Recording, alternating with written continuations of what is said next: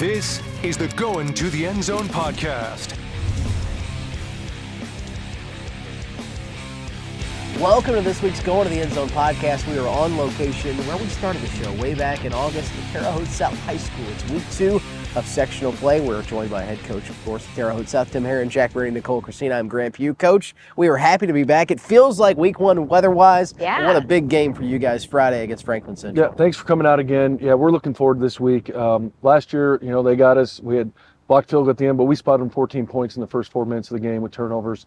And we fought back and just came up short. And I think that taught our guys a lot of things. And tough start to the season against a great schedule, but I think it's prepared us for this point in the season. We talked to you guys before the season started. That game last year was a motivating factor for your kids, for your coaches, for your team, and you get a second shot. You don't always get a second chance in sports. You guys get that second chance against Franklin this week. I know you're trying to make the most of it. And that's what we've talked about. Once we got the draw, our kids were excited. You get another home game, that's always big. Get an opponent you're familiar with. And they did get us last year, sort of like Brebup when we beat them a couple weeks ago. We had that circle from here before. We felt like we let that game slip away, and our kids played really well in that game, and it showed getting a big win against them. Coach, you guys are looking to, start your sectional run on Friday, trying to win a sectional championship for the first time since 2014. Just what makes you believe that this year's squad is capable of doing that? This group's a lot like our 2014 group. We got a lot of weapons on the offensive side, so we're not one-dimensional. We've got some great receivers, great quarterback, and 2 really good running backs, a good offensive line. But defensively, we've been playing better as the season's gone on. Our biggest wild card on defense has been Nick Yasko. He's been a great strong safety, but he's been out 2 games. In both games, we didn't play quite as well on the back end and came up short in those games. And you guys started off a little slower this season and then really hit your stride. And we've talked about this week after week on the podcast that you guys were so close to having a really different schedule in your favor, or a different record in your favor. What was it like to start off with a couple of those tough losses and then really turn it around? And what do you credit that turnaround to? Turn around to my assistant coaches and players. We were determined that we were a good football team. Yeah. Played teams that were ranked and undefeated. Plainfield was ranked in the top 5 most of the season and had a couple hiccups down the stretch in their conference. Floyd Central's lost to nobody in the state of Indiana. Their only loss is to St. Xavier in Kentucky, who's number 1 down there. Bloomington South, Bloomington North, Bloomington North's undefeated. And we felt like 2 or 3 of those games we should have won or could have won, but we learned from it, and that was the best thing. We haven't made those same mistakes, and that really propelled us. But again, I go back to my assistant coaches. They do a great job getting our guys ready every week, but then our players believe in and them buying in, and we got some great leadership from our junior and senior class. Speaking of that leadership, it starts at the quarterback spot, Brady Wilson. I mean, we've talked about him so much this season. He does so much for this football team. He's unflappable. Even when he makes a mistake, he bounces back. He doesn't make the same mistake twice, which is awesome for any athlete, but especially a quarterback, because you want to learn from those mistakes. And he's built a lot of trust with our guys, and our guys know, hey, if we give you a chance, you give me a catch a ball, I'm going to go catch it. A.J. Watkins had a great breakout senior season. Chris Herron's had a really good year. We got those 2 guys combined. They're almost 1,500 yards receiving between the 2 of them. And then having a running game. Zaire White, who I talked about at the beginning of the year, I thought was going to be a breakout. He's at 1,300 yards rushing and just doing amazing things. But our offensive line is doing a great job to prepare that. But again, the leadership Brady brings is beyond wisdom of a lot of players at this age. You kind of touched on it a little bit. There's a lot of talented seniors on this team, a lot of great senior leaders, but also, a lot of talented juniors, like you said. You mentioned Brady, you mentioned Chris Herron, you mentioned Zaire White. Just knowing that those guys are coming back next year, just how excited does that make you as a coach? It is. We got a lot of juniors. We've always said that. Our senior class is about 25, 26, and they're great football players, really good football players. And a lot of them are going to go on and play at the next level. But our junior class, we feel like we got 5 to 7 guys that are individual difference makers that you'd love to have 2 in a class. And there's some of that senior class. There's 2 or 3 with Nick Glasgow and Brandon Freeman on the defensive side. But those guys bring a lot of enthusiasm, and they're just well-liked by their team. And we talked about the weather's beautiful. It's going to be beautiful on Friday night, and you guys have that home crowd and that home advantage. What does that mean to you guys and to these players that we're talking about who already have so much support within each other, but also within the larger community? It's a big factor because going on the road would be a little bit tougher, and we've already told them we're playing a sectional title on the road, and that's fine. You got to win games on the road to be a good team. But getting one more game at home, because the seniors that we played 3 weeks ago at home could have been their last home game. So they get another chance to get under the lights here at Terre Haute South, get their friends and family out and in the community. And the community's been a big support. We've had great fan support. Our student section's been awesome all year. But there's just something about playing at home, familiarity, you know, just getting ready in the locker room, routines are the same. You're not on the bus or running some snack foods, traveling the day of a game. So we're excited to have that, but we also know we're going to, our goal has been from day one to win a sectional title and compete for regional and semi-states, and that's not changed. And our kids really have bought in, and these last 2 weeks have been probably best 2 weeks practice all year. You see this as a bragging rights chance too, because a Valley school going up against, people think the Wabash Valley, there's not a lot of good high school football played around here. We know that's not the case, but a chance for a team for the Valley to do some damage in this postseason as well. And that's the goal, because last year Franklin, I believe they were 7-2 coming in the game, and this year they're 5-4. But last year nobody gave us a chance. Everybody has written off because they're playing in India, they play this and that, and we're just Terre Haute.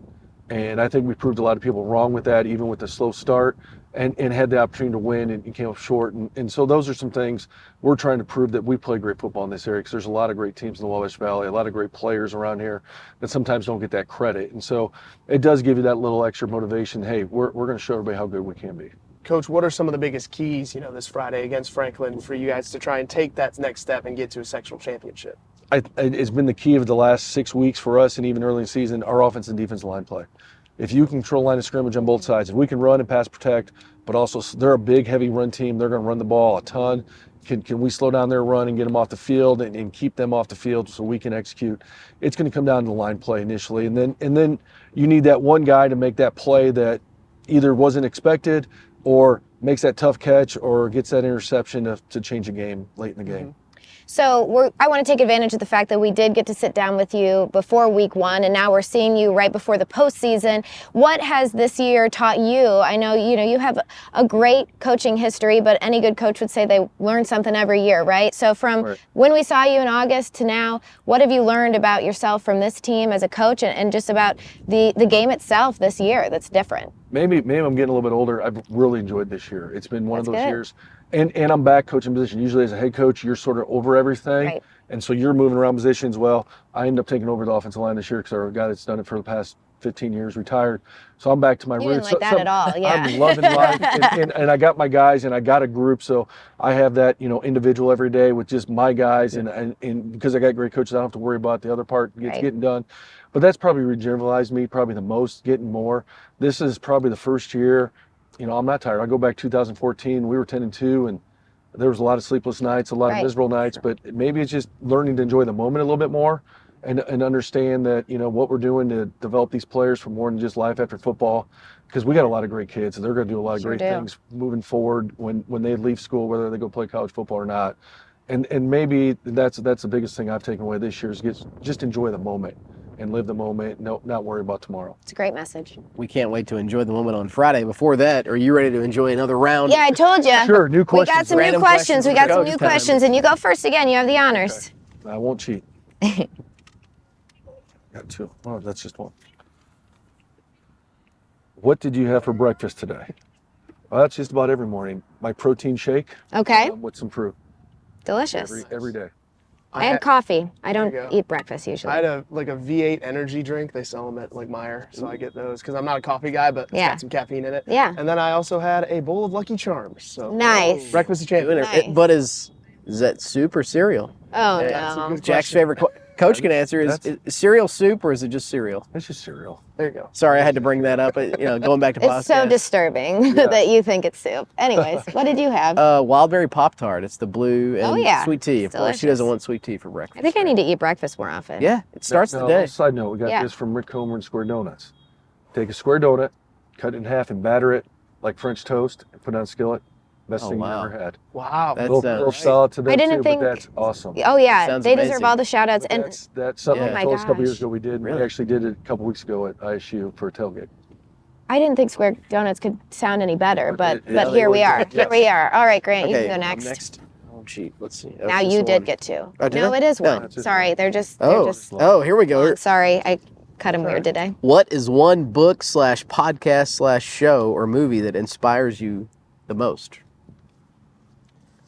Could be anything, right? Inspiration. Book, podcast, show. I have no idea. I'm kind of lost right now. Trying to. I'll go. Yeah. Ted Lasso. There we go. Good answer. I just watched Good that show, and I just feel like that's just going to be my go-to now for any inspirational stuff. It's really, really good. And sports center Sports too. related, yeah. Sports related. Pretty good. I could go high school football. Kenny Chesney, The Boys of Fall. That always gets me going for high school Yeah. football season. Great music video. That's a good one. This time of the year, it's That's another good one. you don't want high school football to end. You want it to Yeah. keep going. No, you want to keep going. Is there like a scene you like to show the guys or anything? Probably the just remember the Titans. Yeah. Yeah. I mean, it's a It's a classic. classic, and, yeah. You know, two parts that stand out, like when they first go to school for the first time and some of the negativity going on, but how the players sort of stick together. And then the scene when they're at camp and they're talking about leadership and then they sort of bond together. Yeah. That's the thing we talk about our guys, that, you know, football is part of life. It really is. And probably those would be two that I always think about the most Yeah. when we get It's done. the reason it's a classic. Yeah, it's, Yeah, it's they don't make tried them like and that true. They don't. anymore. Yeah. Spotlight on you now, Jack. I'll go with Miracle, the movie about There you the go. 1980 U.S. Yeah. hockey team. That's There you one of the best ones. That's That very pregame speech inspirational. Before that game against. Yes. Oh yeah. Good. Kurt Oh Russell. yeah. All right, Jack. Here we go. Pick a good one here. All right. Thank sorry, you. I'll put that Little back. assist there, Coach. Thank you.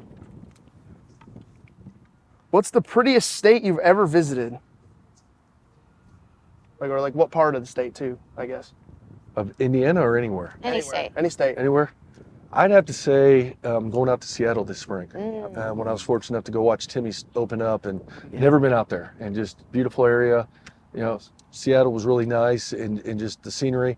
That and San Diego are probably my two favorite. And when I Yeah. went and watched IU play San Diego out there, it was really The nice. West area. Coast So, is special. Yeah. I'm gonna go with the West Coast as well. I got to go cover Kent State at the Potato Bowl in Boise, Idaho. My junior year of college, and it had just snowed, so there was a bunch of snow on the mountains, and it was really, really beautiful. So I I'll feel go with like that. Boise's like a hidden gem a little is, bit. it Like is. people think Idaho and they don't think that there's going to be like gorgeous mountains and stuff. You go.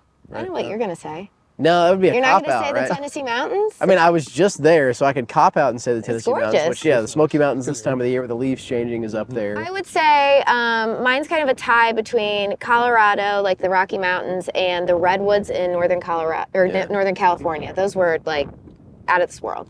Felt like I was in Endor. Yeah, that's always a good for Star Wars reference Yes. dropping in Yes. there too. I think we should do one more, right? So you're going to Or say yeah, the you're up. mountains? Okay. No, you're up. Yeah, I'll say the mountains. Yeah, it's a good answer. All right. What are your favorite movie theater snacks? Oh, I'm traditional. Popcorn and milk duds. There you go. there you go. I always Very get nice. I always get popcorn, and then I get like a blue raspberry icy, and then you got to sneak the Reese's Pieces in the pocket. There you And go. yeah, so that's what I would always do. Popcorn. Yeah, I'm pretty much just on the popcorn and a Dr. Pepper. Yeah, the trick is to sneak, as you said, sneak some candy in, go to like Dollar Tree, Yeah, Dollar Yeah. Store. that's the go-to. The Sour Patch Kids, Sour Patch Watermelon, Yeah. those with the popcorn. Or if you ever tried popcorn and M&Ms, put the peanut M&Ms in your popcorn. There you go. They get warm because they don't melt, but then you kind of have something sweet, something salty. Yeah, There you go. that's pretty good. delicious. That's a nice little hack there. As we get hungry now. On the I know, podcast. right? And cue dinner. Yes. Coach, thanks again for... Oh, thanks for coming out. Appreciate Yeah, having you guys it's out great. here. You guys do a great job promoting football and all athletics around here. We appreciate it. Thank you. We can't wait for Friday. It's Yes. Terre Haute South Franklin Central Friday here, 7:30. We're back with more Going to the End Zone podcast. Jack will talk with a trio of Braves right after this.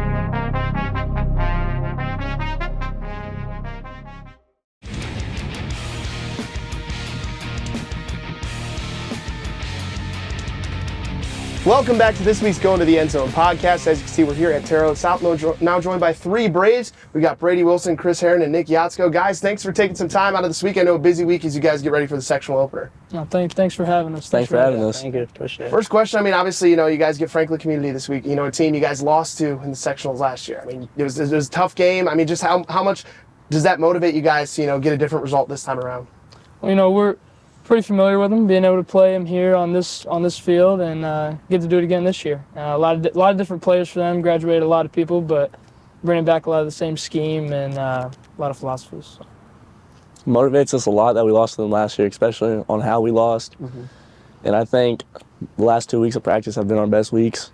I think last year is just motivating us for this year. Yeah, last year hurt a lot. I feel like we're pretty crisp right now, playing our best football. You mentioned playing your best football. You get off to the 0-3 start, a couple of tough losses in those first three games, but since then you guys are 4-2. You kind of really hit your stride in the second half of the year. Just how important going into this second season, so to speak, is it for you guys to be playing your best? Yeah, no, for sure. We did run into a tough road at the beginning, but we have found a way to finish strong at 4-2 in the last six, and that's where you want to be playing your best football is at the end, and I think that's what we're doing right now. Yeah, I'd rather be playing our best football at the end because at the beginning of the year, it doesn't matter as much as sectional, regional, semi-state, and state. Finding ourselves as a team, our true identity, is the best thing at the end of the season. Nick, for you, you're a senior, obviously, just what would it mean for you to, go on a run here and try and, win a sectional as you go out high school football? It means the world to me. I love football, and playing more is even better. For you guys, you guys are juniors, you guys still have another year left, but just what would it mean for you guys to go on a run? Obviously, you're coming back next year, so you guys got another taste of high school football next year, but what would it mean for you guys to, try and go on a run for these seniors that you're playing for? Yeah, no, for sure. For the seniors, I think is the biggest thing. We have a pretty big senior class that's been through it, and I think they would really like to get as Nick said, we get a sectional championship, and as we can go into the postseason. I would love it for our senior class. I love the senior class, and they're kind of like my best friends, so I want it for them. Obviously, we mentioned the turnaround already. You start 0-3, you're going into sectionals at 4-5, but you played really well. Just for all three of you guys, just what do you think was kind of, the turning point that kind of flipped this season around, so to speak? Yeah, I think, we were 1-4 in the first 5, and then once we got to that Northview game, we had the short week, and I think the short week actually helped us. Kind of got us on a quick turnaround, and then we just went out and played. Kind of a shorter game plan, and we were just able to play and figure out what we really wanted to be good at, and ever since then, that's what we've done. Mm-hmm. I think seeing the potential on how good we could become after the Northview game really motivated us the second half of the season. Yeah, I agree with both of them. That Northview week of practice was our most intense practice of the year, I bet. So I've asked you guys a bunch of football questions. Now it's time to get on the more fun side. So I like to ask this to all the players we have on. Are there any game day routines you guys have? Something you have to eat before the game? So a song you got to listen to get yourself hyped up on game day? Just go around the room. What do you think? What do you think? So I've got a superstition with a Pedialyte. I have to drink grape Pedialyte on the day of a game. Always. It's always been, and these guys will ever since freshman year. I've always done it, and I don't know, it's just kind of a thing for me. If you got something, you stick to it. So that's what I got. If it ain't broke, don't fix it. I get it. What about you guys? I just listen to country music until about 3 hours before the game. Yeah. Any specific song or artist? Zach Bryan. There you go. Yeah, I usually got Taylor Swift every game day in my Really? pregame. Yeah. All right. Well, any songs specifically? Wildest Dreams. There you go. 1989. We love to hear it. All right, guys. Well, we wish you the best of luck this sectional run. Hopefully, you guys can go on a deep run. And thanks for coming on this week's podcast. Oh, Thanks for having us. Thank you for having us. We'll be back with more Going to the Endzone podcast from Terre Haute South right after this.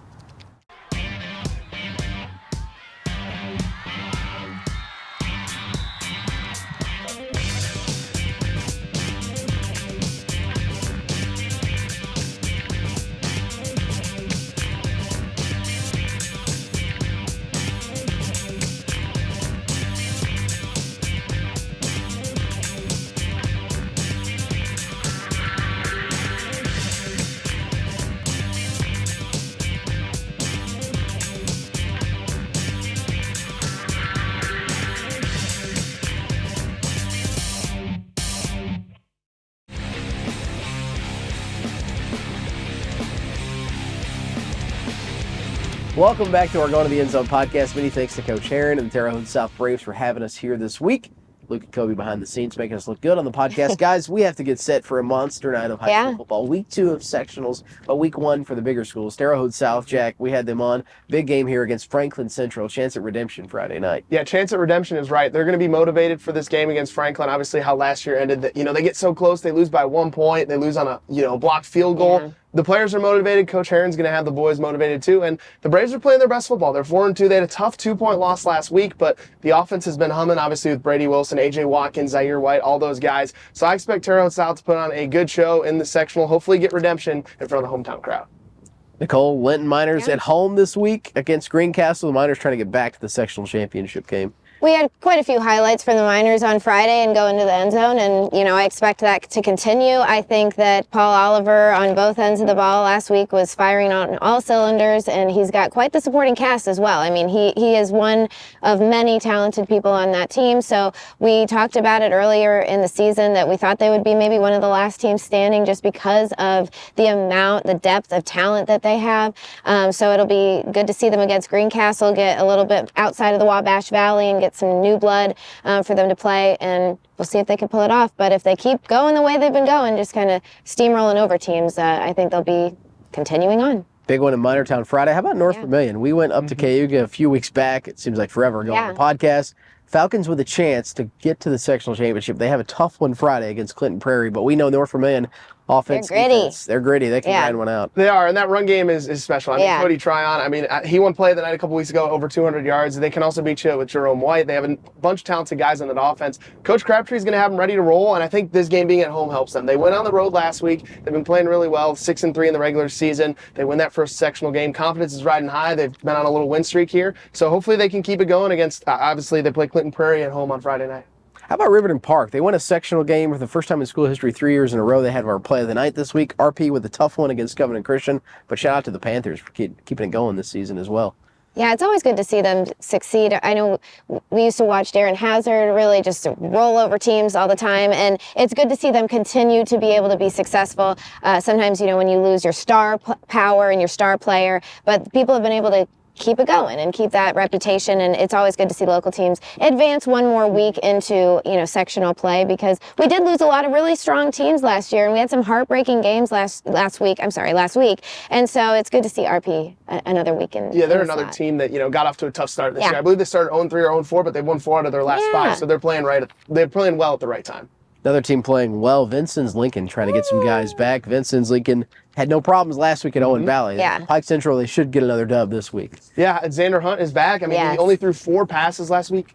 All of them went for touchdowns. Is that good? I think it's pretty good. Yeah. But the Alices are rolling. They've been one of the best teams in the Wabash Valley all season long. They're back at home against Pike Central. I expect them to advance to the sectional championship. Probably awaiting Gibson Southern, but we'll have to wait and see. Gibson Southern at Washington this week. They got a big win last week against West Vigo. North Davies at home against Providence. Another game outside the Valley County, but still in the Valley. Indy Lutheran, South Putnam. We'll keep our eye on that. And then, guys, we have to talk about it's week 1 in Illinois. The KZ Westfield Warriors. They play Friday this week, but it's a big one for the Warriors as they start their postseason run. And Coach Fricknick, when we talked to him, we just were gushing about him afterwards and just what he's been able to do with this program. And he's got so much talent on that team too. But what really stood out, I think, when we did our interview over there in the podcast was just how united they all are. This could be a rebuilding year with a new coach and a new program, but instead it's like they've just picked it up, adapted to it right away, and they believe in it. And I think that you're going to see a lot of success with that in years to come. But I was really excited about seeing them in the postseason and seeing them get started, because he's just got them so jazzed over there about every game. But postseason, I'm sure they're just going to be electric. So in front of that hometown crowd too. They bounced back from that close, heartbreaking loss, their first loss of the year. They win their last 2. Connor Sullivan, 150 yards, 2 rushing touchdowns last week. His great senior season continues, and they get to be at home, which is always nice in the first round of the playoffs. They're so fun to watch. Can't wait to see what happens. Paris, Red Hill, and Lawrenceville also in the playoffs in Illinois as we get set for playoffs. Week 2 in Indiana, week 1 in Illinois. Hey, thanks for watching this week's Going to the Endzone podcast. We'll see you soon as the playoffs roll along.